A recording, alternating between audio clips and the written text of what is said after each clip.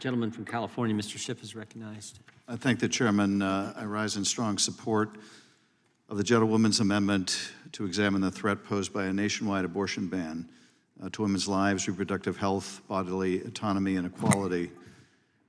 Tragically, as a result of the Supreme Court's decision in Dobbs, millions of women in states throughout the country have lost their right to bodily autonomy and their reproductive freedom. This has presented a grave threat to women's health. It has meant that women have had to undertake difficult and dangerous travel to seek reproductive freedom. It was a tragic decision by the U.S. Supreme Court, and it's worth our thinking about how we got here. We got here because Mitch McConnell successfully packed the Supreme Court.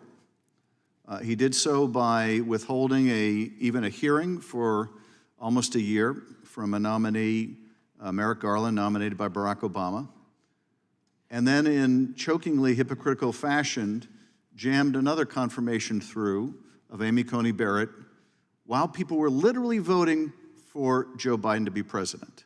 So after withholding one nomination because the election was still 10 months away, he then turned around and jammed a confirmation through when there were less than 10 weeks before the next election. As a result, there are two justices on the court who would not have been there, but for the gaming of the system. That's how the court was packed.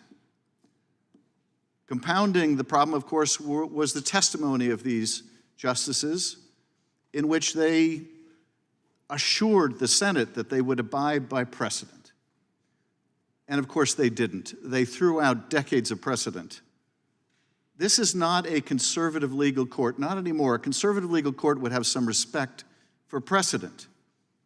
This is a partisan and reactionary court, a court with a reactionary social agenda, and we're just seeing the beginning of it.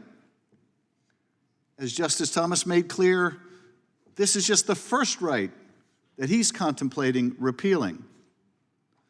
So how do we address that problem that for the next generation, for my kids who are in their early 20s, that if nothing changes, they're going to live their entire adult lives under a partisan reactionary Supreme Court unless it's unstacked, which is why I support Representative Johnson's legislation to expand the size of the court. I also think we ought to have term limits on justices. And I certainly think there should be a code of ethics for the Supreme Court. My colleagues have bemoaned the leaking of the Supreme Court opinion, and I certainly condemn the leaking of a Supreme Court opinion. But I'm more concerned, frankly, about the impact of the court decision than its leak, and how many millions of women have had their rights stripped away, and a lot of their, not just reproductive freedom, but their economic freedom and future as well. And if we're going to address the stripping away of that right and the danger to other rights of Americans, it means the court has to be unstacked. And we have to talk openly about this and honestly about this, because there are two justices that wouldn't be there, that wouldn't be participating in the Dobbs decision, but for the fact that Mitch McConnell stacked the court. Stacked the court.